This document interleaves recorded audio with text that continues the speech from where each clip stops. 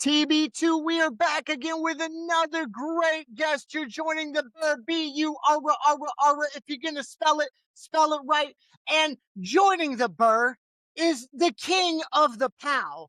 Now, we're going to get into exactly what the POW is. This man has wrestled all over the place. I seen him wrestle in Memphis Wrestling. He's been at MEW, RSWF, MACW.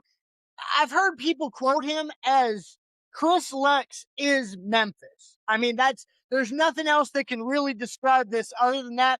He is the KOP, the King of POW. Ladies and gentlemen, please welcome Chris Lexx. Thanks for joining me, Chris.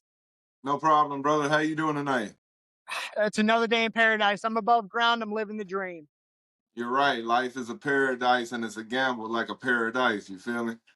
I see what you did. I see what you did there.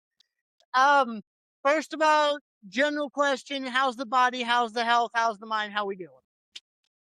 Mine's doing as good as it can be in today's world. It's fair. Body's doing it's hanging in there. I'm still able to get in the ring, so I'm thankful for that. I mean, but all in all, I guess I'm still here. More than anything, I'm still living. I still got my charisma and fire is still there. So let me put it that way. So that means everything to me. Oh, and I'm telling that's the first thing that I noticed about you over there in Memphis. You've got the size, you've got the in-ring talent, but the charisma, the ability to pull in the fans every single time you come out that curtain, it truly is, it's special. It really is. I've always kept my ears wide open, and I always this is a saying I tell new guys, trainees. I even tell my kids this in real life. If you're talking, you can't listen to learn. Yeah. So I was like a sponge as I was coming up. I tried to soak in from every which way. It didn't matter who it was, how long they've been in the business, because you can learn from anybody, whether it's learn something that's helpful or just learning not to listen to certain things. Right. Yeah. Yeah. Well, we'll get into a little general background of you, and then we'll get into the nit and gritty, the meat and potatoes of what we got to talk about here. But you've been wrestling for a long time. You've got like 24 years in the business, starting in 24, 2002, right? 24, That's a long 2002. time. March 2nd, 2002 to be exact. Wow, that is, and I mean that's a long time. People don't understand how hard it is to have an extended career in wrestling and to do it for 24 years. It's an accomplishment. I was 15 years old when I broke into business. Yeah, and it's what we're about to get into the Georgia roots that you have. Before we get into Georgia, you're in the Memphis area, the Nutbush area. Is that what Yeah. the slang is? Yeah, give me just 1 second, right quick. Let me deal with my pit right quick. You're good. You're good. Okay, we're good. My son's room's right here in the room, right beside the room I'm in. So he'll try to take over and get it more over than I am. He'll be right here, and everybody's gonna be like, "Oh, look at the beautiful pit." But what was that question, brother? Let's get back on track. My bad. Just talking about growing up in Memphis. It was in the Nutbush area, I think was the. Yeah, I grew up right here off of Jackson, in this little area right here. They call it Little Mexico, so to say. Um, I was born in the Nutbush area, but I grew up, went to Kingsbury, but I was a Treadwell Eagle. That was me. I started school with Treadwell, and I kind of faded over into Kingsbury, but I came back to Treadwell. Um, my grandparents lived on the west side of Fraser, so I spent a lot of time on the west side. So I kind of got in tune with our underground Memphis ways out that way. But I mean, growing up over here, I seen everything is everything. Been a part of a little bit of everything is everything. Not proud of some, but I am proud of a lot because I wouldn't be who I am today if it wasn't for. 100%, 100%, and I could definitely agree with that. I can empathize with that. There's things that TB2 has, the Bear has, and former military. Just leave it at that. But the walls of Treadwell, the halls and the walls of Treadwell, they must exude this charismatic energy, because you've got Jerry Lawler that comes through there. You've got Penny Hardaway comes through there. You got Jimmy Hart that comes through there. I mean, you come through there like it just must ooze out the walls of Treadwell. Treadwell, what can I say? It was grit and grind during my years there, because by the time I was there, obviously I was the needle in the haystack, so to say. So I dealt with a lot. Yeah, But I did have a very close bond with the people at the school because here we are. I haven't been in school since 2004. And here we are, 23 years later. But yeah, 23, 22, either way. 22. And all the classmates still know exactly who I am. Everybody's still really close. So obviously, if Yeah, you're an eagle, we fly together. We don't die together. that's something that I can't say. I got invited to my 10-year or 5-year, may have been 5-year reunion. I was in Japan at the time, and Oh, they asked if I would come home for the 5-year reunion. And I hmm, kind of made a thing on the post about how, nobody in this class had messaged me to ask me how I was, or how I'm doing, but you want me to spend my money to fly back home to go to this so I didn't go. I didn't. That's how our class was. yeah. um. we, So so then you go to Georgia, yeah, me and my and that mom, we moved to Georgia, and it was an awkward time in life. Um, we moved there on two different occasions. We moved there in '99, right after my dad passed away. So we were going into the millennium when we moved there the first time. okay. And I ended up going to Claxton High School. We moved from Claxton because that's where my sister lives, was in that area at the time. And we ended up moving to Statesboro and stayed there for maybe 6, 7 months. And homesick is real, you know. Yeah. So we shot back to Memphis. And by that time, everything was started trying to make things work again here. I ended up shooting off to Texas, left Texas, went to South Carolina, Oh, ended up whoa. back in Georgia around '05, and it was a crazy time in life because I was kind of learning who I was going to be, but at the same time I was exploring. And when I moved to Georgia that last time, things just didn't go right with me and my sister. So that's Uh, how I ended up in South Carolina.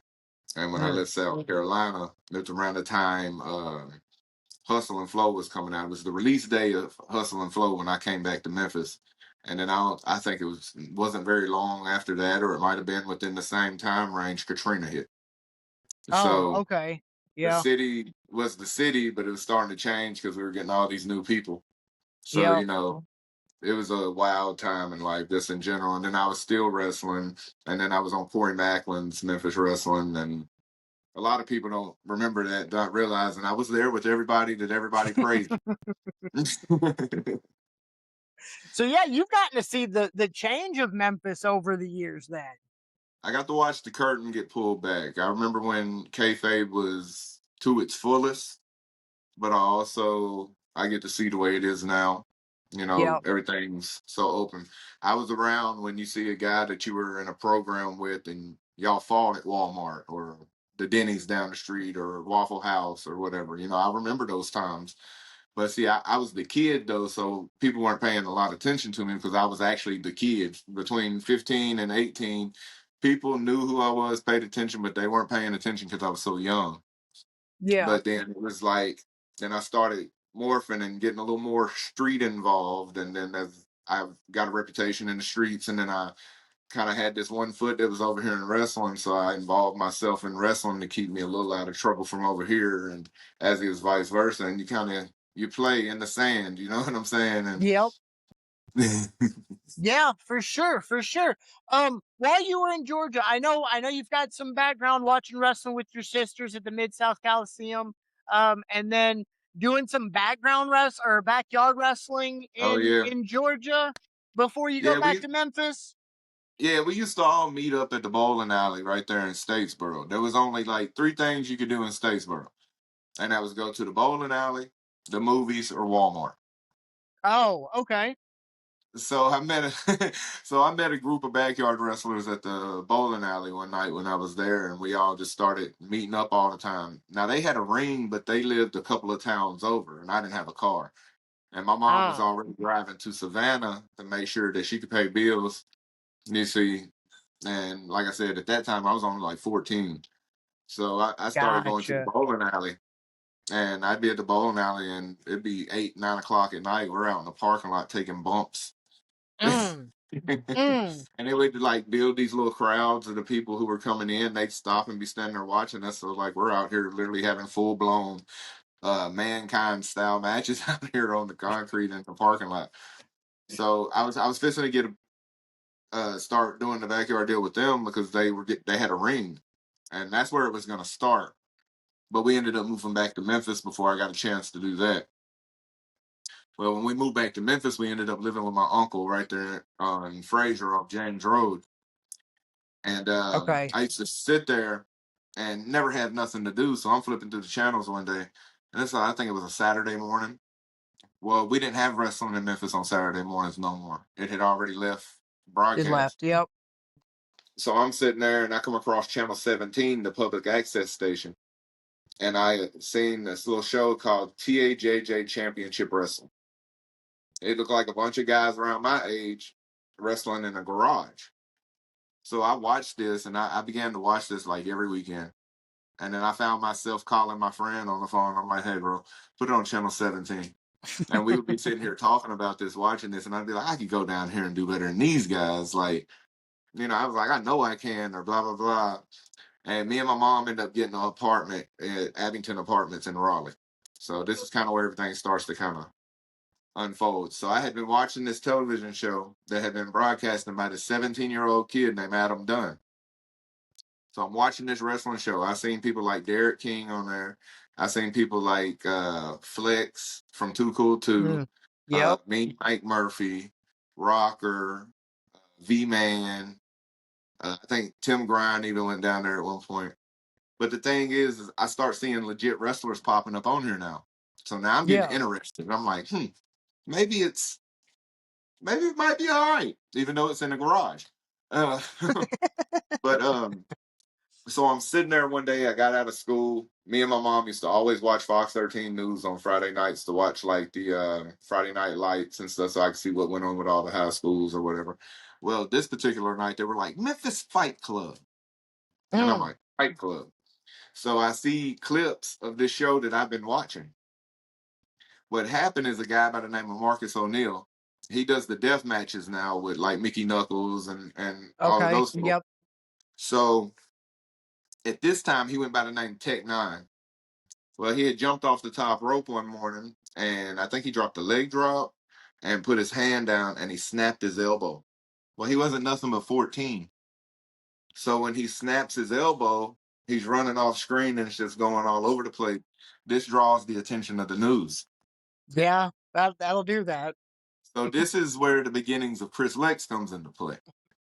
So I see this. They say this happens at Dunn's Transmission.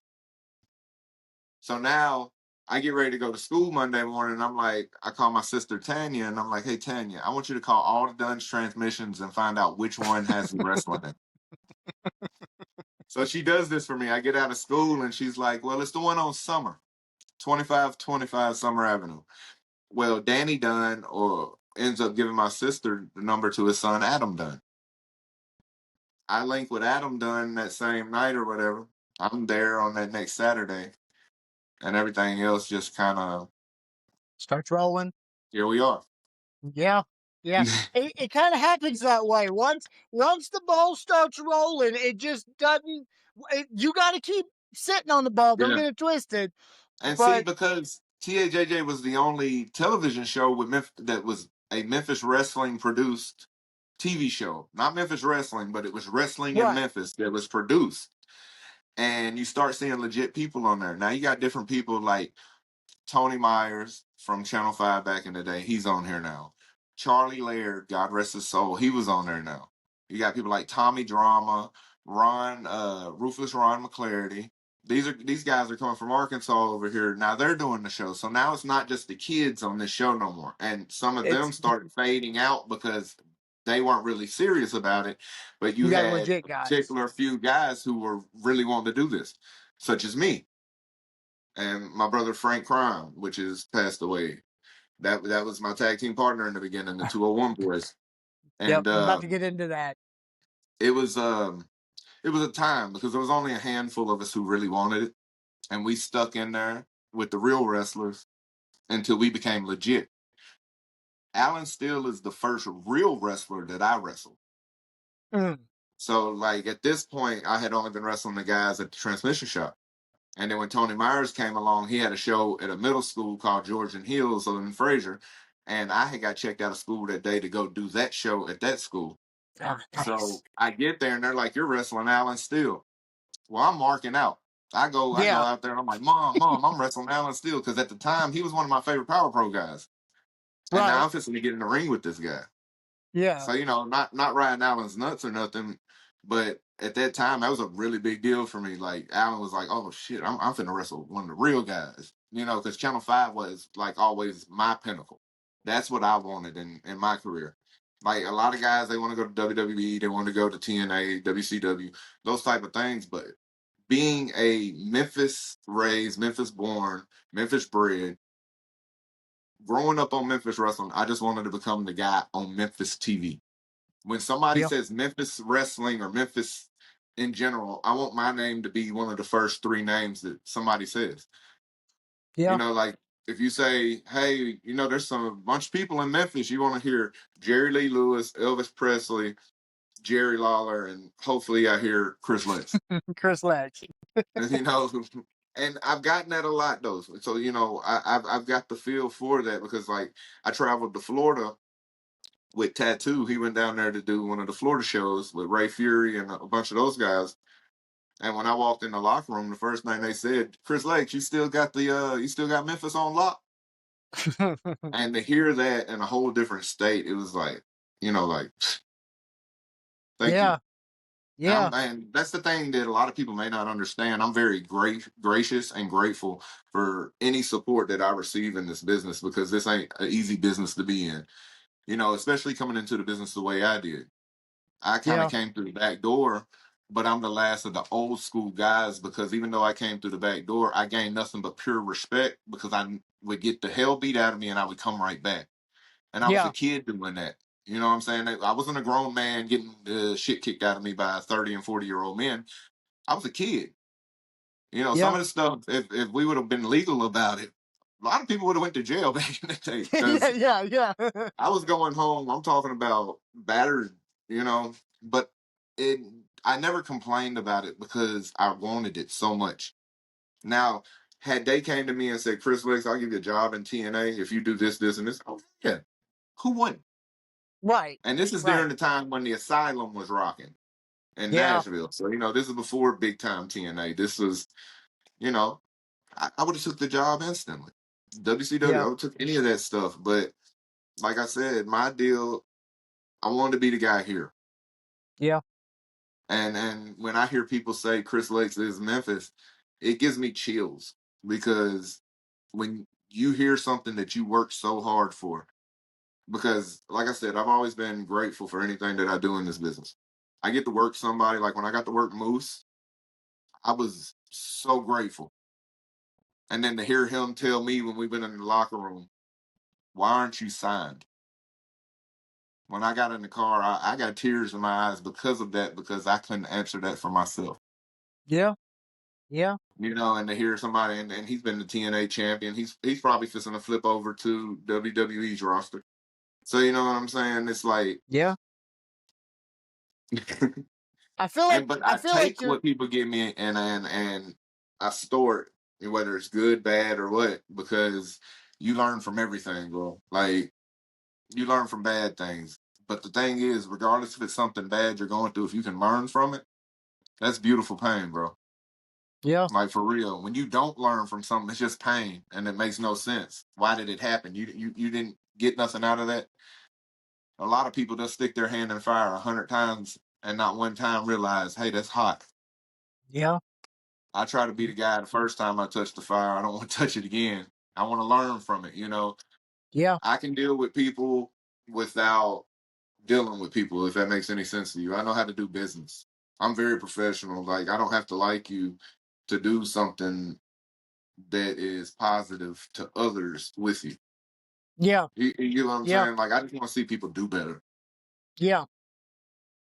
I feel like you read my questions beforehand. You came in here because you rattled through about 6 different things I'm trying to go over here, all in that spiel. So I don't know if you got some sixth sense going on. Um, I'm gonna get into a little bit of it still anyway, but you That's cool, kind of bro. peaked a little bit of a bunch of different things. You talked about wrestling Alan Steele. I know you got some early training after going back to Memphis and um IWA, Charlie Parks, V-Man. Charlie Parks, Motley Crue. I know Yes, did some. Motley Cruz, Charlie Parks and V-Man, Tony Myers and Ripley Prim, Sermo. Um, I've listened to the mind and been taught physically in the ring by Flash Flanagan. Um, it's a lot of guys who had a lot to do with who I am. That's why when people ask me who were you trained by, it's hard for me just to say this person or that person. Now I can sit here and I can tell you that Derek King had a lot to do with me as far as the entertainer, teaching me Yeah, how to be I can see that. entertaining. Yeah, He taught me I to can be see that. entertaining. Johnny Dawson, he taught me a lot in my younger years. Like, if you watch how I move in the ring, I know a lot of people bump heads, but I'm that mutual guy that loves everybody. I don't have problems with anybody. But, Johnny Dawson, Alan Steele, Derek King, Flash Flanagan, Motley Cruz, Sir Mo, Tony Myers, Ripley Prim, Motley Cruz. Did I say Motley Cruz? I believe I Yeah, did. yeah, yeah. I Um, think you gave him double credit, but that's fine. it's okay because he's responsible for a lot of us. But, just in general, like, that's just a few names. You see what I'm Yeah, saying? And yeah. Oh with yeah. each one of those people, I put time in when they were doing their training. I showed up. I did my part. I might have bounced around and been, but I was trying to be a universal wrestler. I wanted to learn this style. I wanted to learn that style. I wanted to be able to go out there and if you want to fly, I wanted to fly with you. I did the big man style flying, like the senton flip through the second rope, the suicide dives. I could do all that. I could do the moonsaults. People don't know it, but I used to be able to do 450s. I'd crash and burn with it because I'm a big guy, but I can do that stuff. I mean, I don't know if I can do it still, but there was a time I did the springboards to the tops, all that type of stuff. It was just a time in my life. But one day, I'll never forget, I was at TV taking hard bumps and all that stuff with Corey Macklin's Memphis Wrestling. And I remember Jerry came to me and he said, Chris, if you want to be around in 20 years, bring it down a notch. Yeah, You can get over doing this just as much as you do when you do that. yeah. But I thought that's what I had to do at the time. And when he said that, it took me a little while to really get it. But then one day, I was like, oh, so you mean I can do this and get the same response if I Yep. I get You it. can. Yes, you can. Yes. The power of the POW is crazy. I mean, and I think I just heard you say the next Memphis taping that you were going to see you do a 450. Yeah, Move I on to might go the. for it. Go on and crash and burn one good. I don't want to hurt nobody. You've done some tag team stuff. You've tagged with Dustin Starr. Yeah. Yep, Tagged with Criminal some. yep. Even most recently had some tagging with Bobby Ford. We'll get into that a little bit later. Um, Tattoo. Yeah. Well, oh, the Syndicate. Yep, the Syndicate. Yep. Sorry, my head is covering the logo let directly over where it's at. Um, you've had an extensive singles career too as well. Would you consider yourself more of a tag wrestler or a singles wrestler? Honestly, because the way the tag team deals always go, I would consider myself more of a singles wrestler. But I love being in a tag team. I used to tag with Dale Tucker as well. We were called the Memphis Fight Nation. The initials was MFN. So, there was a little gimmick behind that. Um, Me and Tattoo were the syndicate with the Alan Steele and Derek King. You didn't know which two you were going to get in the match. Which is a cool gimmick. Yeah.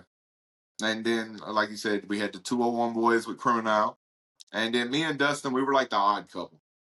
Yeah. They kind of put us together on TV to do the deal with Derek and Johnny, which it turned out to be a good program. Don't get me wrong. And like if you kind of resonate the hand sign and everything, it kind of makes sense to you when you look back at that. And then here we are today. You had the star, and then you got But see, there's a whole story behind that right there. How the POW even came about. We really stumbled on that. That's how that happened. That's what you're reading. Did I send you a copy of this? I feel like I sent you a copy of this. Because I was gonna talk, you talked about it. It was in a match with Criminal, right? Yes. You were doing, it was a match. It was 2009. I want to say it was a show called Verdict or something. It was a television title match for IWA. And go ahead. He was telling me in the back, he was like, Lexx, don't get out here chopping me, bro. He said, I really can't stand being chopped like that. I don't mind being chopped, but you get overboard with it. So I joked on him all night. I was like, I'm going to get your ass tonight. It's going to be, and I just kept saying, that's playing around. And he was like, all right, I'm going to kick your ass. That's all he kept telling me. So what ends up happening is on the way to the ring, I'm kicking him. I'm doing this right here. I'm going to get you. I'm going to get you. And I guess the crowd was paying attention that night when we did the IWA TV tape next morning. So when I'm coming to the ring, everybody's kind of like, this is like 2010, 2011. They're like this right here already. So I'm like, I guess they kind of ran with hearing me say POW last night. So I had to come up with something to spot jumping high five. So that's what it started out as, with just a jumping high five with the crowd. And then when I get in the ring, everybody talks about it. Chop. Because I used to have one of the loudest chops then. But I can see that. As I started getting older, I started trying to make POW mean more than just a sound effect. I wanted to. All right, go ahead, brother. No, I'm just saying, we're back. We have some technical difficulties. This Riverside app, being as great as it is, tends to overheat some things. But Chris is back joining us. He was right in the middle of talking about the meaning behind POW and actually what it means to him. That was another question on here, but he's jumping right into it. Chris, the floor is yours. Okay, so I believe I was saying it started out as a high five, and then I had to make it mean more than just a high five. I was getting older, and I wanted to have something that could be around even after I was gone.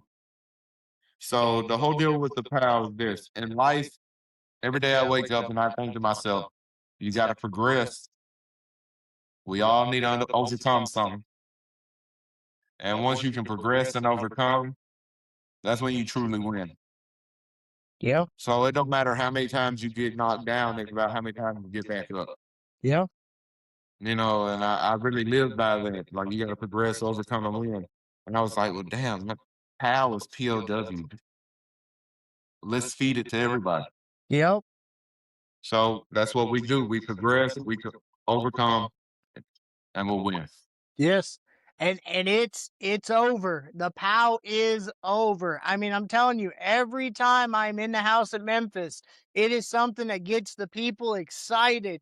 And that's something that you don't just come by on everything. Not everything can be the yeet. Not everything can be the yes. But right now in Memphis wrestling, the POW is that. It really is. So take some pride in that, for real. I appreciate that. And you talked about the moment happening with Criminal, and you've mentioned he's passed away at this point. Rest in peace to him. Tell everybody that you love him, because you never know when your last day is going to be. We just had a funeral this last weekend for my wife's cousin. He was 38 years old. You never know when it's going to be. Criminal was too. Yeah. A couple of years ago, he was 38, forever 38. So tell everybody you love them on a constant basis. Don't let people get twisted. You can't be soft because you're a man. Tell people you love them. Right? Um, with that being said, you talked about the moment kind of happening in a match with Criminal. And now every time you're coming to the ring, you're doing this POW, right?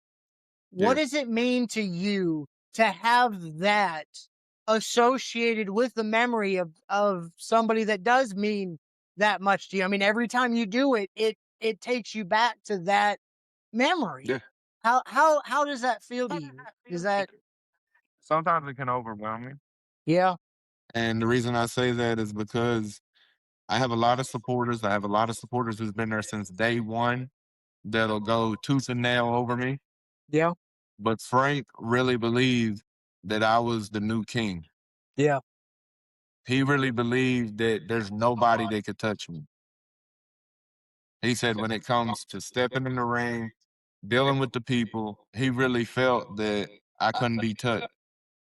He used to always get mad at me because I'd be like, well, there's a lot of guys who's more athletic than me. They can do so much more stuff than I can do in the ring. And he was like, that don't mean nothing, bro. You're the king. yeah, He said, they might do this and this and this and this, but you have the people right here. And these people really believe in you because they see that you're from the same place as they're from. yeah, And I've never treated anybody like I was a star or nothing like that. Like when somebody comes to me, I might be down and ready to leave. Don't really want to deal with nobody. But if somebody comes to talk to me, I stop and I take the time yeah, because that could be the only good thing that happens for them that day. yeah, Because I know what it's like to be the person that's in the room that don't have nobody tell them they love you. To be the one in the back that nobody pays attention to. I've been that guy. I was a bully kid growing up. So, like I just know what it's like to want something and you not get it. So if for 30 seconds of my time, me stopping and taking a picture on the phone or just giving a high five and then telling somebody to have a good night, be careful, or just sign something, if that helps somebody for that moment and I was the reason for it, I'll continue to do it. yeah, yeah. I may It's not be Jay Uso or whatever, but here's the thing. I was Jay before Jay. yeah, yeah. I mean, It's one-handed, not two-handed, pimp. I'm I mean, and don't get it twisted. I keep bringing up the charisma and the connection that you have with the fans. You are great in the ring, but it is that connection with the fans that keeps people going for 24 years. I mean, let's be real. If there isn't that connection with the people on a daily, on a weekly basis, they don't come back to see you. And if they don't come back to see you, promoter's not going to bring you back. Exactly. You know? Exactly. If I wasn't relevant, I probably would have lost my spot by now. Yeah, yeah. And and we'll man, the setup you have for me on these things is crazy, and I can't get too far out of order. Um when we you talked about working old school style. You were kind of that last generation on the cusp of the old generation and the new generation. You talk Moondog about spot. go ahead. I would say a Moondog spot, Bill Dundee, Coco Beware. Those were the guys that used to take time out of their day to work with me. Yeah. Like when I was at the shows and like didn't mind working me in the ring and stuff. So I got to learn their way. A lot of people don't know. I learned to be a baby face from Danny Be Good. Mm. That's why I'm like, hey, Yeah, like yeah. I'm there, like I'm here. Yeah, yeah. Hello. See me. See me. And that energy, that's resonates just from watching the people that I like. Like I noticed everybody I liked was always like, Yeah, you know, yeah, you, so my whole thing was is be who I'm not every day. I'm a shy person in my real life. But when I go out there in the ring, it just feels right. yeah, yeah. It's that alter ego. When I was in Japan, that's where the burr stems from is an alter ego. I told people once I get 1,000 followers, I'll sit here, have a shot, and I'll tell people the story because it's a good one. So y'all like, subscribe, follow. Uh, but and we can talk about off air, we'll talk about it. But it's that alter ego that gives you that extra confidence to be what you can't be as Christopher Woodruff, or Exactly. you know, the Burr can't be Derek Davis. It's just not there. There's not there. But this is the me that I can't be in front of my boss and my coworkers and my classmates or whoever. Exactly. Um, so you have that old school mentality, calling it in the ring, not doing too much on the behind the scenes, pre-calling it. You try to feel the audience, react off the crowd. That's all old school mentality. I like to know what the people want. I don't want to get everything together in the back and then go out there and they not respond to anything.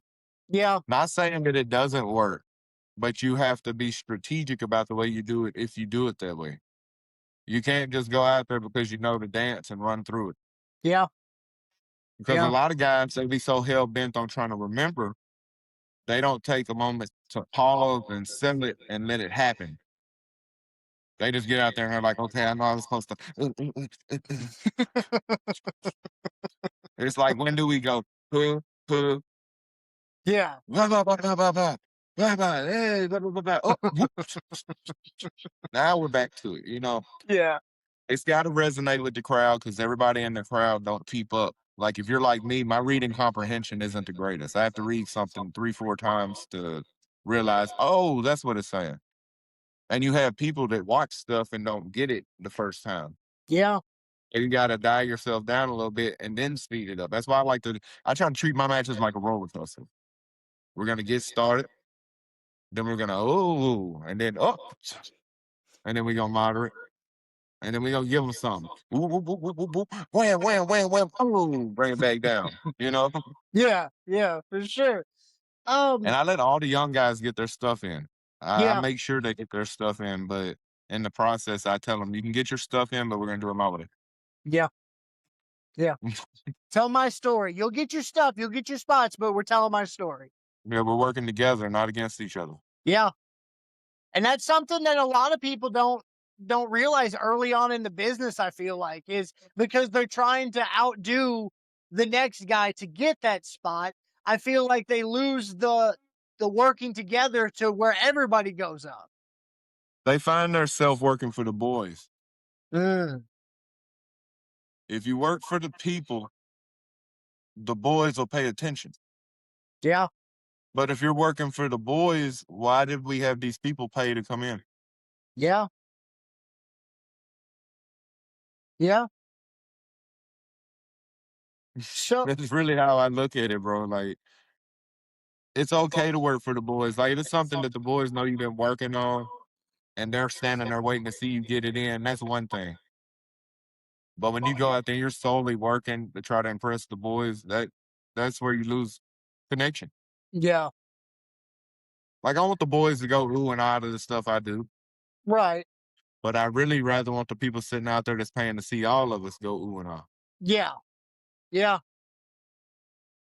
Is there anything that's more of a new school mentality that you've shifted over to? And I know that might be kind of a loaded question, but I'm gonna use an example of like, people that used to play football, they did ice baths and now they've got the cryo chambers. Some people stick with the old ice baths versus the cryo chamber, but some Yeah. people switch over. Is there anything that is more of a new school mentality that you've switched over to, or are you still in your old school ways? No, I like old school ways, but what I do is I take the old school ways and I try to blend it with the new school mentality to make some of the new school mentality make sense for us. Yeah, Like, and I find myself sometimes doing like some of the comical stuff, like when I'm on house shows or whatever, like almost like some Orange Cassidy type stuff. Just something to make the crowd laugh, like oops, I got your nose, or some stuff like that. I right, try to, like Shakara Pro would do or something, just right, right. I I lean on them a lot for like the newer school vibe or whatever, or like building the crowd up on something like the run backs and forths. I throw that in there with the Euros.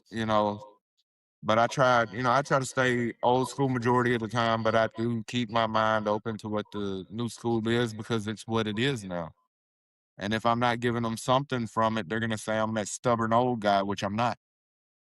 I mean, it's be honest, wrestling's like technology. It's always evolving, yet it's the same things over and over, but always evolving. Yep, you just recycle it and make it better. Yep. And then that's another thing. Like I used to take Brazilian jiu. I can't never say the word jitsu. Yeah, that. So Bless it you. could be the mindset that I had when I was there with my sensei. He used to always tell us you never know the art because it changes every day. So you're constantly learning. Yeah. If you feel like you know Taekwondo, then you already lost. Yep. So I look at the wrestling business the same way. Like I don't feel like I can ever stop learning.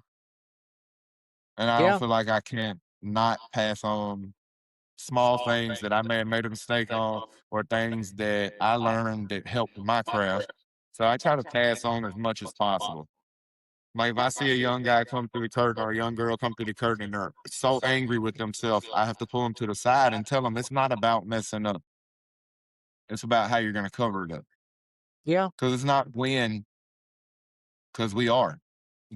We all mess up. It's But it coming. becomes how you're going to cover it up and make it work. Yeah. Um, man, I had some comment that I was going to make on something that you said and I lost track of it. I'll get back to it. Um, Jerry, you've done some work in both generations. You've wrestled stars of your generation, like your Jerry Lawlers, your Rock and Roll Express. You have worked more newer stars like your Moose. Have you taken something different from those different style of matches, the older style and newer style? And I'm sure you get something out of everybody that you work that's gotten to that level. Working with like Moose or Michael Elgin, Yeah, it makes you want to do more. yeah, You know what I'm saying? It makes you want to insert more instead of the old school, the slow methodical sale. It makes you want to get to something else. You know what I'm saying? Instead of taking the big bump, boom, and now you're working your way up, like I would do if I was working Tracy Smothers or Rock and Roll Express. You got to turn around, and the new school way is like, oh, I took the big bump, boom. Now we're working our way up, and now I got to take this bump, this bump, this bump, and block this and hit this for the crowd to react to that. yeah, So what I do instead of doing the new school moves, I take the old school moves and put them into play. Like I might give you a knee lift instead of a shotgun kick or whatever. right, You know? yeah, yeah. um, Working with Moose, your coworker, fellow Memphis Heritage champion right now. Mike Anthony's got a big match against Moose coming up. You got any advice for the guy? Honestly, Mike Anthony's one of those guys I wouldn't give advice to because he's like one of those total packages. Yeah, Mike gets it. You know what I'm saying? So like yep, I think Mike is gonna have a remarkable match with Moose, honestly. yeah. I can't wait. I can't. I'm gonna try to I go. think it's gonna be great. I think it's gonna be great. Yeah. Um, it's a few weeks away. Shout out, Moose. Shout out, Mike. Good luck, Mike. You got this. So when working in Memphis, the night you won the Cobra Cup, I was in the building. Um, I had somebody sitting right behind me, actually. I thought that I knew they might have some relation to you. I didn't confirm it while they were there. I had suspected it because by about midway through the match, my right ear was I couldn't hear out of it. It was gone completely. It was gone completely. Um, but had so much support during your match. You win the match. They come and join you in the ring talking about your family that was sitting right behind me. What's it like to have support? Like, I mean, they were just so supportive just in that first night that I got to witness it. What's it like Oh, having that in your corner? I you can't put words on something like that because my wife has been by my side since 2006, since my fourth year in wrestling. So she's literally watched the growth. She's seen the changes. She's seen what I go through. She knows what I do behind the scenes that people would probably never talk about. I was a backbone in this city for a long time. Like whether they were putting me out there front line or I was making it happen. Yeah. You know, my family's responsible for a lot of the setups for a lot of shows, just to make sure that they happen. Yeah. You know, I'm not gonna drop no names because I don't Right. have heat with nobody, so I don't want to Right. stir the pot too much. But there was a lot of people that were the heads in the city for a long time. Had it not been for me and my family, it would have been rough for them. Let me put it that way. Yeah. Yeah. Now, you know, I was with Dustin at Memphis Wrestling 4 years ago. Well, it's been longer than that now because I've been back a year and a half, almost 2 years. But, you know, I was there for the beginning. Yep. We had a little falling out or whatnot over some hearsay, some things that didn't float right with me. I went and did my own thing again, making my money, wrestling everywhere I wanted to, doing what I wanted to do. But I'm getting older. And the reality of it is, no matter how anybody wants to look at it, and I'm not saying this because I'm on the show, but I'm saying this because it's the truth. Memphis Wrestling is literally the only show in the area, other than EPW, that I'm going to say has a certain strong foundation to it, that has credibility. Yeah. Now, this isn't me saying that to down Disrespect. any other company, Right. because there's really good shows around. Yep. But when it comes to solidification and being cemented in, when I say I don't want to work no more, I want to be somewhere where they're going to be like, it meant something. Yeah. I don't want to leave my boots in the middle of one of the outlaw rings, even though those are the rings I've been working in my whole career. I don't want to leave my boots in an outlaw ring. I want to do it where it can be publicized and make sense and get some dignity out of it. Because after 24 years, why wouldn't I want that? Yeah. 100%. You deserve that. And then furthermore, bro, I'm having fun right now. Yeah. So like when my family reacted the way they did, when I came back, I knew my role, so that's why I didn't complain about it. I came back to help with the young guys, build my trust back. You know what I'm saying? Like Yep. sometimes you got to be a man and take credibility for what you do or say or move like. Right. So get the opportunity to come back. I had no choice but to do the right thing. I always play ball my way, and I said this time I'm gonna play ball their way. I Yeah. mean, it works for me sometimes when I do it my way, sometimes it don't, but I'm gonna see how it works playing somebody else's way. So that's what I did. I did my part. I put on really good matches. Yeah. Didn't matter if I was going over or not. Now here we are, and you see how everything is going now. Yeah. Yeah. I And just wanted people to trust me. You know what I'm saying? Like I'm not a bad guy, but I needed my trust back because I don't have heat with people. I don't do heat. And if you have heat with me, I suggest anybody just to come to me directly. we'll get through it together. We'll get through it together. Well, yeah, we'll get it together. It was just so great to see that support that you get from them, because there's a lot of guys, you hear different issues with people on the road and people that are trying to make names for themselves and having to travel all the time and run those roads and those outlaw rings and don't have as much support. So to see it that powerful, I mean, right there, I'm telling you, there's my ear was throbbing. I mean, so loud. People don't understand what it was like for them to be there, but to stand in the middle of the ring and hug my son's neck. I had a moment in that moment because now, when my son was born, I got to do the TNA bit Yeah. where I was one of the security guards in AJ and Kurt Angle's match Okay. when they were with Tom Cole and Karen Angle and all them. Yep. So I got to be security in that, took a bump from Tom Cole, you know, got to do something on pay-per-view. So it was cool to me. Right. But for my son to be old enough to see something happen that meant a little bit, it was cool Yeah, for because he sure. was getting ready to graduate and everything, so it meant something. For sure. For sure. And that's a moment that you're always going to have. I mean, no matter Because what. I'm the underdog. Like that's really the role that I seem like I kind of play. The underdog that's always taking the L. So to see the W come my way on that platform instead of the smaller outlaw shows, Yeah. it meant a little bit Yeah. Yeah. because I felt like I was finally being recognized. Yeah. And I'm hoping you don't I told Mike this too, because like you said, he's a total and I had him on early days of TB2.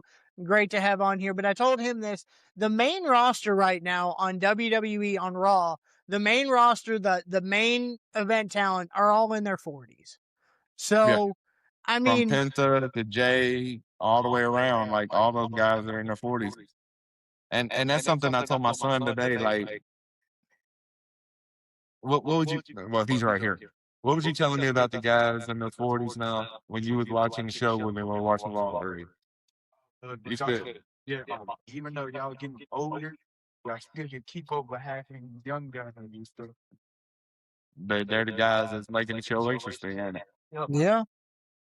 We- I mean, so yeah, so yes, the body doesn't heal as well as it used to, and this and that, but don't get twisted. With the age comes experience, and people see Yeah. that, you know. And that's what we're trying to rub off on the 20s. And with that, your most recent feud you got going on in Memphis right now, Bobby Ford. I know you guys aren't seeing on good terms. He may have done some slimy things, but can we just be honest and say that all you're doing is trying to help him become a better heel because apparently it doesn't work for you? Can we? Can we just put the cards on the table?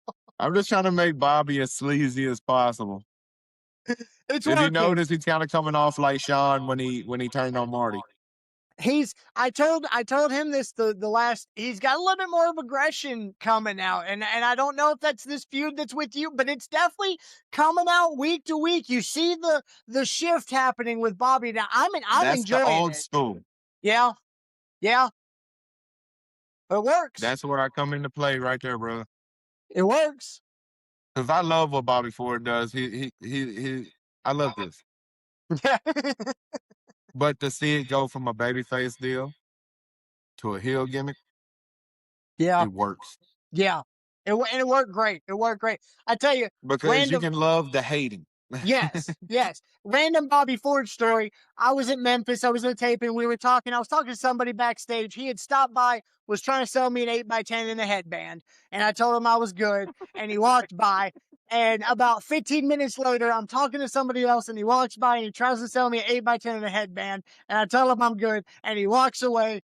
And eventually, I'm sitting in my seat after intermission. And he walks through the little thing and he makes eye contact. This is like the 5th time I've seen him at this point. He makes eye contact and he holds up one of those headbands. He's like, ah. Oh, you know what? You determined. I got you. How much? I got you. That's the little old school spiel that he has. Not just from me, but people that he's around. Yeah. Bobby gets it, and I think that sometimes Bobby is misunderstood. Yeah. But I do want to choke the hell out of him. Well, we talked about, kind of brought up the fact that, maybe you working heel tends not to work. When I do these, when I do these interviews, I like to do some research, and I came across this video on YouTube, and I've got a couple points I want to bring up on it. And it brings up a couple of questions. So the name of the video is Chris Lexx, Disrespect Will Not Be Tolerated Highlights. That's the name of the video. And the first thing that I came across is the first guy, you tossed him outside the ring 15 feet and then decapitated him with a belt. The question for that is, did he owe you money? And then the second is the referee that DQ'd you, that you beat the brakes off of, in those clips. Did he owe you money? That's my. Okay, the referee That's my second student. Ah, That's Cody. okay. That's Kobe. Cody Bryan. I think he's been going by Kobe lately by his real name. Okay. But that's one of my second students. My first student was Robert, the manufacturer design. Let me see. The first guy, that is Jordan Bogan. He used to wrestle in Osceola. Okay. That video, I have been wanting to go heel for a long time, but everybody's always like, who's going to be the baby then? Well, we got to build him. Yep. So they finally gave me a chance. They put me with Just In Case. And basically what it was constantly being overlooked, being disregarded, acting like I ain't been around for 20-something years, treating me like I was one of the green guys. The green guys not showing me respect. The fans were taking me for granted. So that's where the disrespect will not be tolerated came from. It was basically my cold shoulder to everybody that was overlooking me. So if you disrespected me blatantly, it will not be tolerated. And it was my chance to, you know, show people that there was more than just a good guy. Yeah. And they only let it run for about 2 months, and then they needed me back. But I had fun doing it. I did. Because for a minute, I always use Crossfade's Cold as a babyface. Mm. But as a heel, I came out the Last Resort by Papa Roach. Ah, nice. So it's a little story in all the things that I do. But I would love to introduce the world to disrespect will not be tolerated. Oh, Because I'd it's pretty love to see blunt, it. and everything that I talk about is basically shoot. I would like to see the way that the wild side in Memphis would turn on you if you did you went from power to being just the most despicable and with that, with the gimmick of the disrespect will not be tolerated. I But feel the like disrespect won't be tolerated. It still has the POW in it. Because POW goes from progress, overcome, and win to peace or war. mm, And I was going to bring a coin into it, and I'd flip that coin, and if it landed on peace, I'd play like you're finna get to walk away and then jump you. But if ah, it said war, we were going to war. gotcha. That Gotcha. was going to be the whole heel way about it. There's never peace. I just assumed that it was gonna be a double-sided coin. It was will on both sides. Exactly. You get it. You Yeah, get it. You understand it. I try. I try. Um, so with that being said, I feel like there's some realism to that emotion behind that heel character with you. I feel like there's some realism with the emotion of I've been here for a long time. I am being overlooked. I am being disrespected. And could kind of get the business, I guess, jaded in your eyes. Now, I don't know if that's still the way that you feel, the way that the crowd is kind of the one that you're kind of having now. Is that something that you're still kind of dealing with? Not really. Not really. Not really. It feels like all love now. Like I literally have no complaints about the business. Yeah. Not like I did when I was doing that gimmick. Yeah. But it would be nothing for me to recharge him. I could. I think the only reason I've ever thought about being heel is because I would like to take that babyface energy and put it behind a heel so that the people could get something real from him. Yeah. You know what I'm saying? Like I know how to be a active babyface, like the you know angry babyface. I can do that all day. But at some point, let me show everybody how mean I can be. And I could definitely see it. I mean, you've already gotten aggression in the ring. You've already got not as aggressive as I'm sure you can be because I've seen the video. You can look it up. Disrespect will not be tolerated. Highlight. Look it up and you'll see this man destroying human beings, and then you'll know. All right, take my word for it. You'll know. I wish I could find a video of me taking the juice Sean Berryhill and throwing him through doors with the Oh, razor's edge, because the razor's edge and the Death Valley driver were the two main moves that I would finish people with. mm, It's depending on who you were. If you were a smaller guy, I was gonna give you a razor's edge and pitch you out and throw you. If you were a bigger guy, I can scoop you up on my shoulders and hit you with the Death hit you. Valley. Yeah. Um. So, talking about kind of having some stuff jaded with you and a mentality, wrestling can be so not just physically hard. We talked about it's hard on the body. It's emotionally draining. It's mentally draining. You've got, setbacks and heartbreaks and feeling jaded that happens throughout a whole 24-year career. I mean, it's the good doesn't happen without the bad. It just doesn't. Let's Exactly. I've missed marriages, I've missed funerals, I've missed graduations, I've missed birthdays, my birthdays. Like there's a 10-year period in my life that I was so wrapped up in the wrestling business that I don't remember. yeah. Like I ask myself sometimes, I'm like, when did 40 happen? Yeah. But I don't feel like it. Like I still feel like the same guy that was 26, 27. Yeah. Now, don't get me wrong, I don't look like I did back then, but at the same time, like I feel like right now, if I got a call to go to the show, I'll step in there and go right now. Yeah. At the spur of the moment. At 9:30 at night, with no warning, meet me at Blase Blase and we Yeah. can go. Yeah. I believe it. 100%. 100%. Doesn't matter who the opponent is, you could go. Does not Let's matter. just go. And I'll deal with the consequences of how I feel afterward.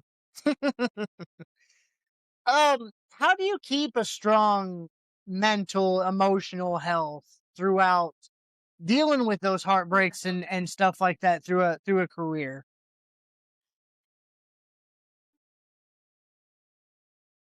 Feeling like I gotta be the strongest one in my family. Yeah. I feel like if I break, everybody breaks. Yeah. And I used to feel that way about my whole family. But since I have an 18-year-old, I have a 9-year-old, and I have a wife I've been with for 20 years, I feel like if I break, they break. Yeah.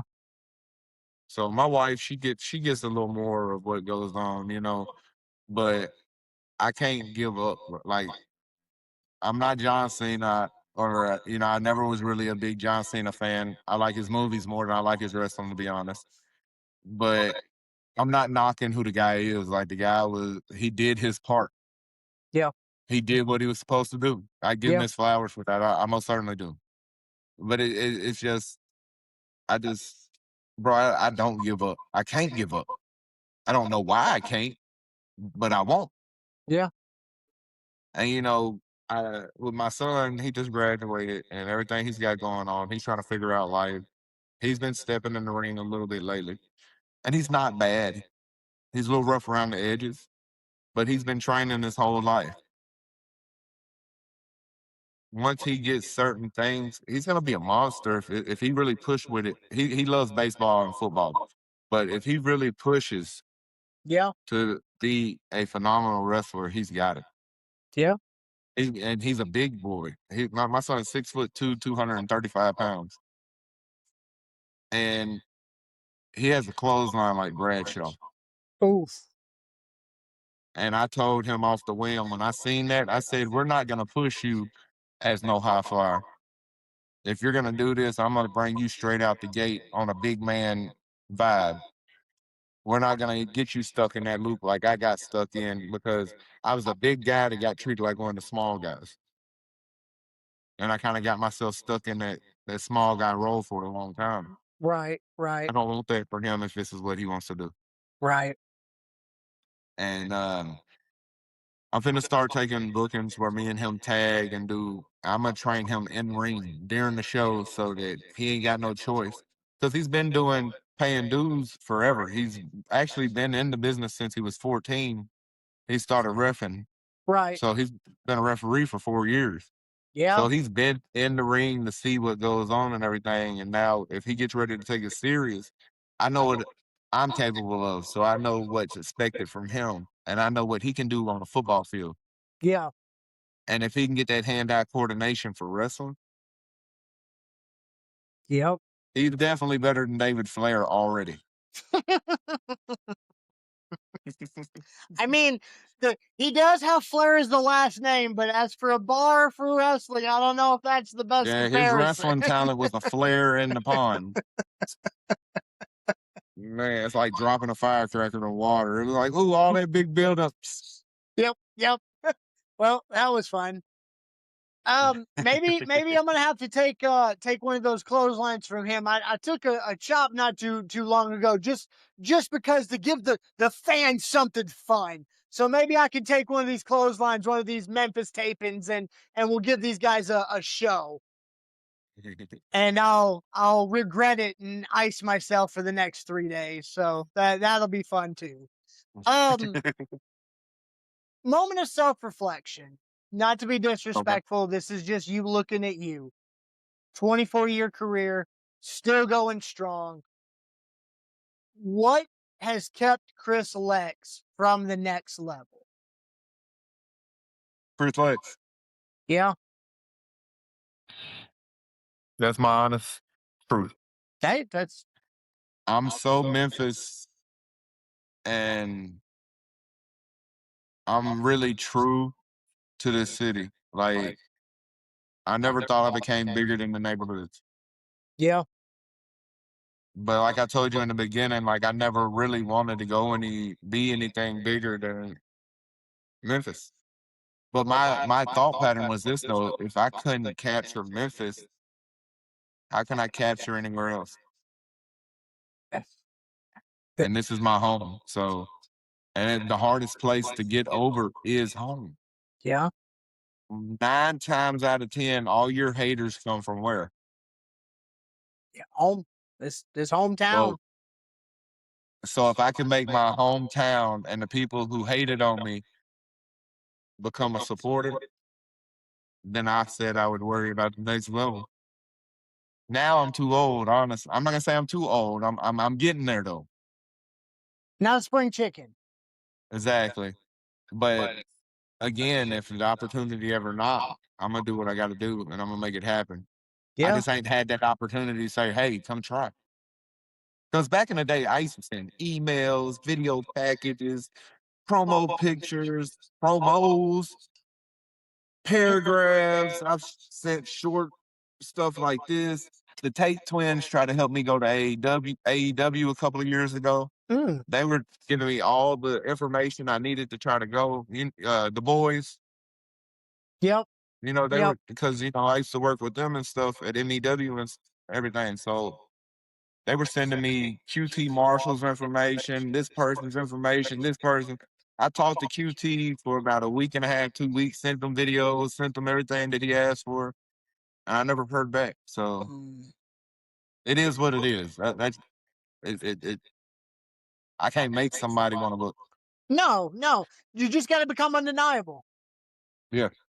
And that's what I've tried to do. I just keep feeding what I can feed with the opportunities I got and just keep doing that. And whatever comes out of it will come out of it. Yeah. But one thing about it, I can't go walk down Bill Street without somebody stopping me. Yeah. So I know I've done what I set out to do. 100%. 100%. If I go to the Orpheum Theater, like when we went for the Gary Owens comedy show, me and my wife were sitting there and people are like, aren't you a wrestler? You ain't got to know my name, but you know who I am. Yeah. That hits right there. Yeah. And I'm okay with it. I mean, because I probably became more than anybody in my family, to be honest with you. And not saying anybody's bad people or nothing like that. It's just recognition wise, right. I'm the one. Yeah. I mean, I could see I'm the one in my family, and I know like 7 people. Like that's we don't come from nothing over here in Arkansas. We don't we don't come from nothing over here. Just an authentic baby. Yeah, yeah. So we've got a few things that I usually end the podcast with. A couple Twitter questions I got on there. Ask people to ask you questions. A couple things, but before I get into the kind of closing, I have one last question. I got videos I looked up. There was a call-in interview you did with Tracy Smothers, right? You guys went back and forth. First, you told him how much you respected him, couldn't wait to get in the ring with him. And then he proceeded to talk trash about you and about Memphis and basically told you that, listen, he doesn't want to come and hurt you. Just send him the title. Okay. Yeah. I searched the internet and scoured for results of this match. Just results. I needed to know just anything about this match, and I came across nothing. So I have to know, did you just send him the title? Did you just It's one of the MEW episodes that's on there. Really? I'll have to, if you can't find it, you got to scan through those MEW episodes I'll around look. the same time that call-in interview happened. I'll look. But it is on the episode.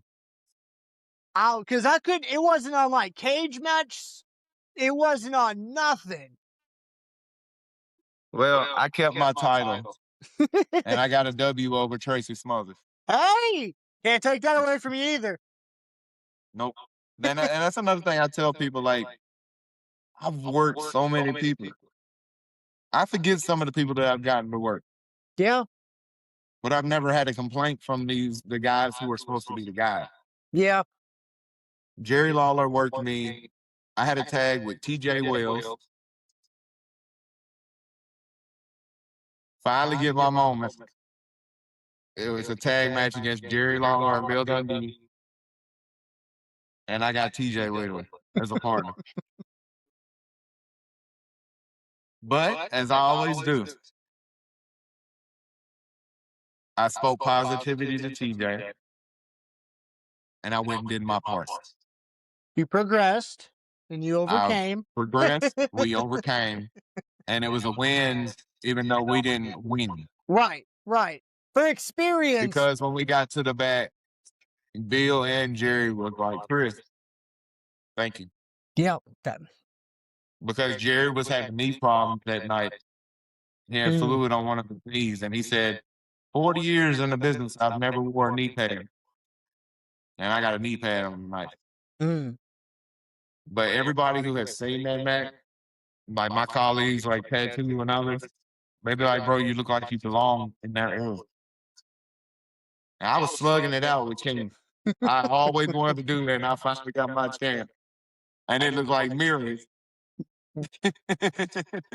That's another cool thing. That just something that you just tell you can tell somebody in a bar in 30 years. Yeah, I went back and forth with Jerry Lawler. I whooped Jerry Lawler and Bill Dundee's ass. Yeah, like for real. And that Coco Beware, man, Coco Beware's a me. Forest City, Arkansas. Me and Coco tore down, man. We tore that building up. Yeah, yeah. It was a good night. Speaking of a good night, usually a good night around here starts with a shot of 1800 coconut tequila, not sponsored by the TB2 podcast, but if they want to sponsor us, we will have that. But I always set up the non-sponsored question. It's not sponsored by 1800 coconut tequila, and it's delicious. God, it's so smooth. If you could have a shot and sit there for 5-10 minutes, have a shot, and have a nice conversation with anybody over the world of wrestling, alive or dead, future, past, present, no restrictions, who are you picking? Honestly, there's a lot of guys that I would love to, but right now, probably if I could sit down and have a shot of Tamana with Dwayne Johnson. Yeah.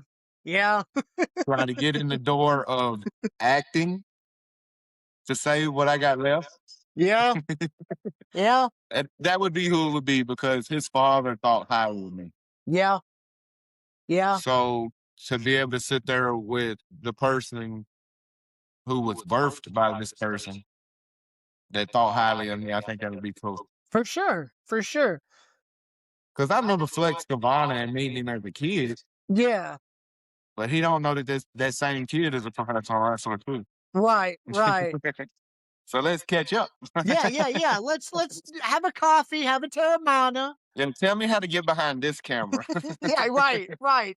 I mean, you do music, acting, wrestling. You're a jack of all trades. And my music was, I enjoyed it. Like anything that I make music about, I've either been a part at some point in time, I've been around the situation, or I'm talking about my crew. And what, 2018, 2019, me and my cousin, we went by the Bluff City Outlaw. We was opening up for Haystack, Jelly Roll, DJ Paul, Big Boogie, Fast Cash, Keyboard Money. Lord, we traveled to Chicago, opened up for King Louis. Mm. We've been on shows with Mercadic, Mercules, uh, Nubs, the Odd Fam, Odd Squad, and all them. We've done all those things. So, like, when it comes to the music, a lot of people don't realize, like, I got to do some cool stuff with the music. Like, literally, we opened up for Jelly Roll when Jelly Roll came out with The Leaves Always Fall in the Fall. Mm. And had real life not kind of swiped my cousin with what he had going on at that time. I don't think I'd be wrestling right now. Because we got cool with Chisholm. Mm. And he got killed not long after we did open up for Jelly. Gotcha. You know, so my cousin used to do with Tuffy and Alexander King and Prince Michael and all them. So like Haystack, he referred to me as the crazy white boy. He stamped me TWD. So, you know, we're all pretty locked in. Yeah. So like the music's been great, but it's just like wrestling. The promoters, the bookers, you know. Yeah. Yeah. So I put up on X, Twitter, whatever you want to call it. I'm gonna have Chris Lexx on here. Give me some questions that you want me to ask him, and there's a few that I usually pick out from different people. I'm gonna shoot some off to you real quick. You ready for this? Some of these are Yeah, I'm pretty ready. tough. Shoot them at me. We can make it the hot seat. Let's rock them. At MemFam, what are you listening to at the gym?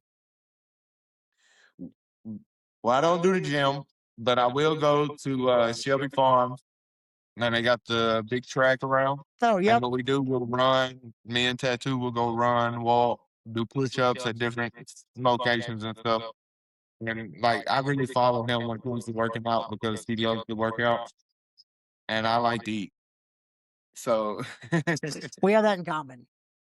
but 9 times out of 10, it's either gonna be some kind of rap rock or it's gonna be rock Yeah. because I can help zone out. I'm more of like an alternative rock guy. Like I'm not so much as the hardcore rock. Okay. But if you turn on some Linkin Park or some Breaking Benjamin, That I was just thinking. Hoobastank, Yeah. stuff like that, it kind of, you know, it helps me vibe out. I get that. Now, if I do the hard, when we put on some Dragon Pool, Mm. and that's where my push-ups come into play. Gotcha. Some Disturbed in there. I gotcha. Yeah, something that basically tells you you're being a bitch. It hurts. Oh, this is a good one. This is a good one because I kind of had the same question and I was gonna ask, but I'm gonna give these guys credit. At Crazy Craver 901. All right. Okay. You said on Burn 'Em Up. Okay. When people want to jump on your nuts, as Hot Tamale phrased it, sometimes you gotta act like a newborn and get your circumcision. What the fuck does that mean? Well, you know, they say that when you're born, you get the extra skin cut off because there ain't no point in it, right? Right. So it's like having people trying to hang on your nuts and be there for whatever you got going on. You got to cut the extras off sometimes. Gotcha. Okay. All right. See, because I thought the same thing. As soon as I was like, well, I mean, you're gonna have to pull me in on this one because Don't need no extra weight, basically. That yeah, that's fair. That's fair. Cut sling load. Sometimes you got to do that. At today's gift 93, what's your biggest mark out moment that you've had with somebody that you met in wrestling? Oh Lord. Probably the night I did the TNA show when I did Slammiversary. Yeah. The point that I'm standing there, and at that point in time, I got Booker T standing here. There's Samoa Joe. Mm, You know, it's like this era of guys. yeah. And then they had the Legends thing going on that night. Oh. So, like, I'm seeing all my 90s guys, like, and I'm just like, there's Jake the fucking Snake. So for me, Jake the Snake, like, blew my mind because I Yeah. was big on 3DT. So that was probably my moment when I seen Jake. Jake. Yeah. At Pizza Slicer PA, who on the roster at Memphis Wrestling would be the last superstar to date your son or daughter? Who would be the last one to date my son or my daughter? Hell, I don't want nobody to date my son or daughter, to be honest with you. Like, my son, he has a girlfriend, and she worked hard for her position. So, but my daughter, I honestly hope she's not interested in nobody. She's not. Bobby Ford. Bobby Ford. Just because of Definitely. recent circumstances. We don't want him in the family. I agree with you on that one right there. I would not want my daughter with that sleazy man. At True Memphis King, King of POW pulled from the streets of Memphis is hilarious. What does POW stand for? Proudly out of work or Prince of Waffle House? So I feel Oh, like you have wow. a hater here in True Memphis King. Well, I'm going to tell you this. I love having a hater for the simple fact that they give you free publicity. Yep. They're going to give you so much hell that people are going to go look to see who you are. And normally when somebody's a hater, that's because they don't like themselves. So they have to find something in somebody else that they don't like. So I'm going to say this. Yes, you're right. I'm currently out of work. I am, because my job came to an end. But here's the difference, bro. I'm a hustler. I'm a jack of all trades. So this little obstacle in which I'm dealing with right now, I'm going to progress in it. I'm going to overcome it. And something you'll never do in life is win. Ooh. Ooh.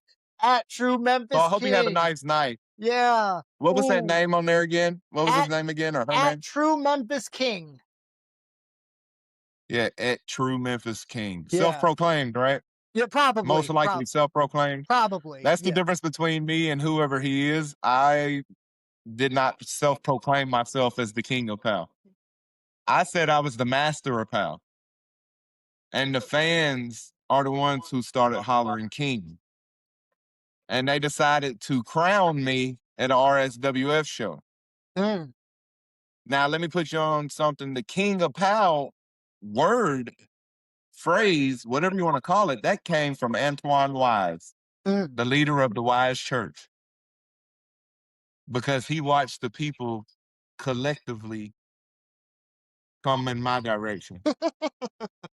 And he heard the king chants, and he started saying it. And then at RSWF, see, this happened at MEW, and then it kind of rolled over to RSWF, and the people were like, king, king, king. And I'm like, I'm the master of the POW. I'm not even a And then, king.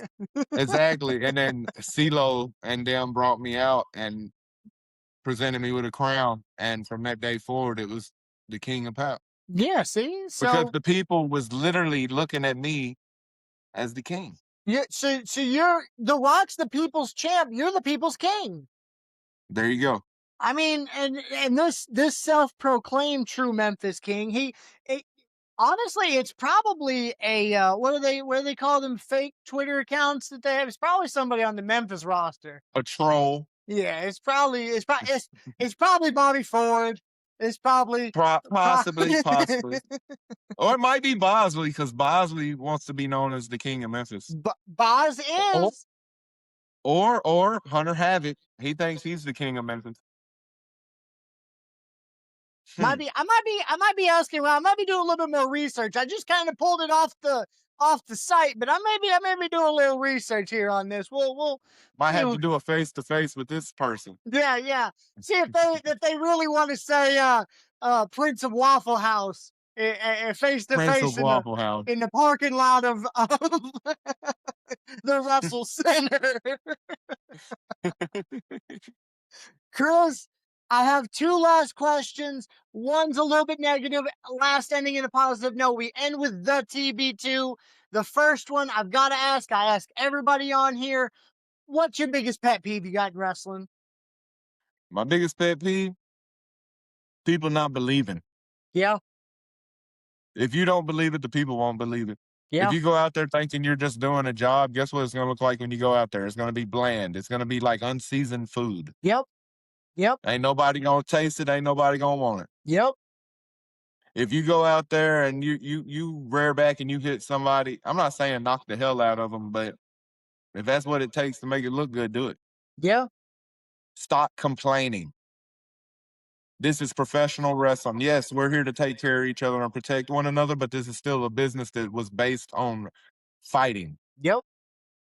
And it's a physical sport. It's full contact. Am I right or wrong? No, 100%. If I go on a football field, am I going to barely touch somebody to get them down? No.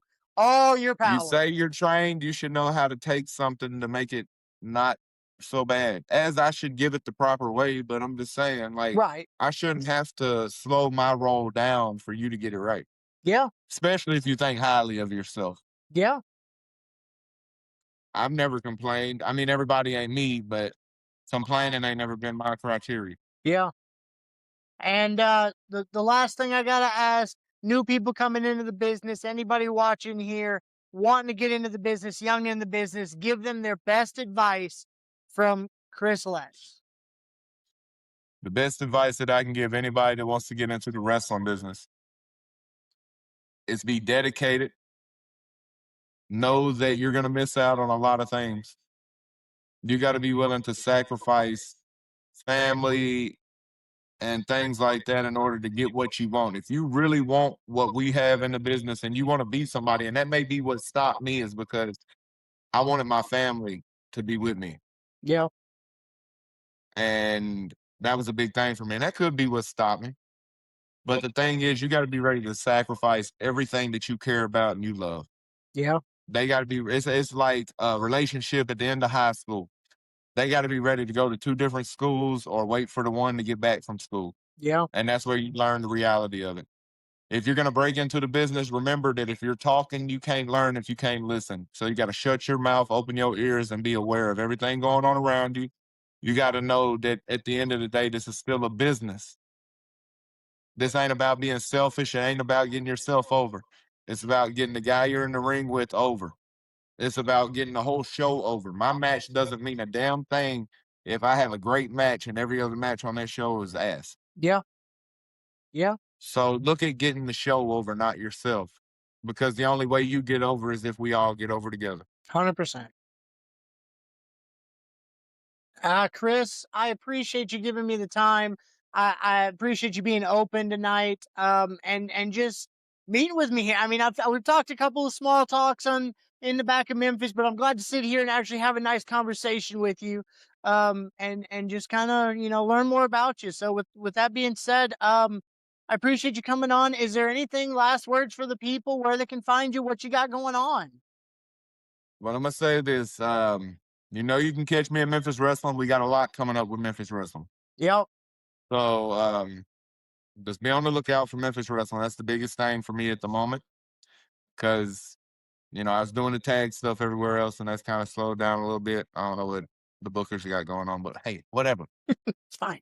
If you want to catch Chris Lexx, just go to Memphis Wrestling. Memphis Wrestling will tell you everything you need to know, when we're going to be, how we're going to be, when it's going to happen. If you want to keep up with me outside of wrestling, just tap in with me on Facebook, TikTok, Snapchat if you want to. Just know that my Snapchat goes a little more in depth of my everyday life. And if you're not ready for real life, don't add yourself on there, because I'm a completely different person in my real world. I'm the same person, but I live a little more. I'll put it that way. Right. But just be on the lookout. Chris Lexx, Christopher Lexx, Lex rated.